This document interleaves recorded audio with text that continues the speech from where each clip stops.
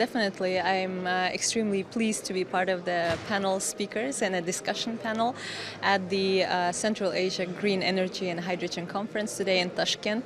Happy to present Kazakhstan and the project we're working on. The panel discussion was quite interesting and very informative in terms of opportunities for local collaboration between Central Asian countries, as well as the challenges of a large-scale scaling up projects bring within the new industry such as green hydrogen and its derivatives production. Key takeaways are first of all, I would like to start with opportunities. It's quite a good opportunity for countries to collaborate among themselves when it comes to legislation, standardization, and bringing the legislative basis at par for such projects and new industries to arise. Also, the opportunity to work together when it comes to industry integration. We all know about the CBAM and the energy transition happening worldwide, not only in Europe. Therefore, for producers and companies in this part of the world to be able to produce export-oriented green production in the future, they will have to integrate and use as a feed green hydrogen or green ammonia. And we're happy to speak of that agenda ahead of time and have an understanding of how the industry is planning to move regarding decarbonization, both in Kazakhstan and in Uzbekistan, since these are the two most active countries in the region currently working in the agenda of green hydrogen and green ammonia. When it comes to challenges,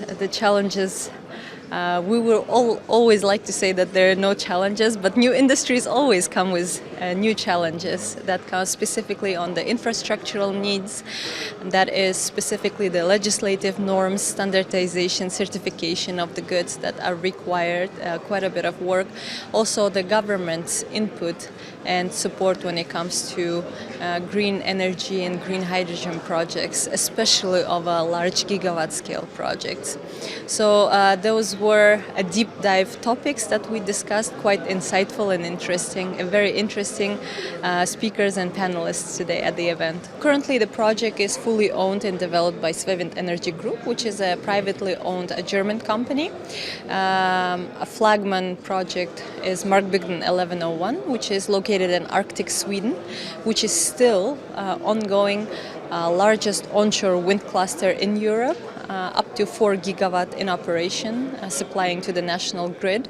However, in Kazakhstan, we're only working on one project, which is Hyrasia-1, and you are absolutely correct. The full concept and the total maximum capacity of the project is renewable electricity production up to 40 gigawatt, feeding maximum capacity of 20 gigawatt electrolysis production and then ammonia synthesis.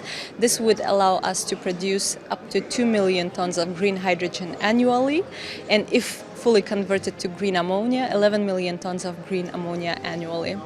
And to clarify, this is not a full export project. We're also speaking to the local industry players, directly speaking to the private sector representatives to understand their needs and the capacities they would require in the decarbonization process along the way in the upcoming years.